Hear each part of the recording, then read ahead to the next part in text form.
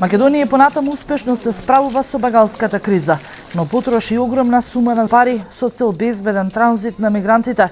За сега помош за Македонија нема од никого, иако на последната посета на еврокомесарот Јоханес Хан во прифатниот камп кај Гевгелија вети средства за помош на државата за понатамошно справување со кризата, но помошта се уште ја нема.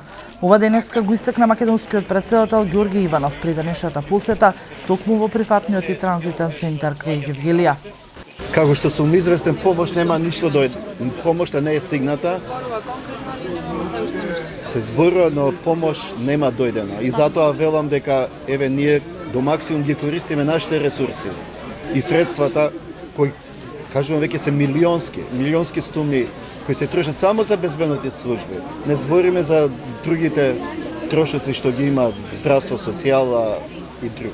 Мигрантите до Македонија влегуваат од европска држава, односно од Грција, па затоа и Европа и незините институции треба да придонесат Македонија, која не е членка на Унијата, да има поголема помош, бидејќи ние како држава први во регионот застанавме позади безбедноста на мигрантите, истакна Иванов. Ние сме парадокс, кај нас бегалци доаѓаат од територија на Европската Унија.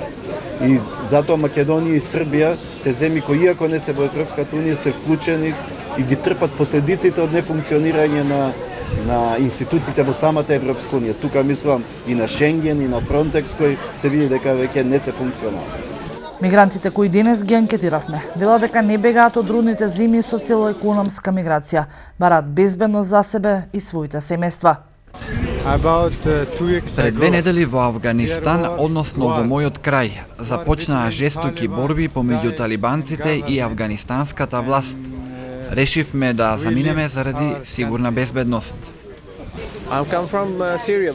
Јас сум од Сирија и би сакал да заминам за Германија.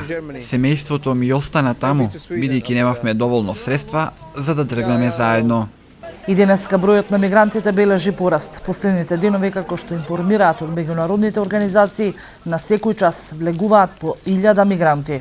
Испремрзнати и мокри, и денеска мигрантите во голем број пристигнуваа овдека во прифатниот центар.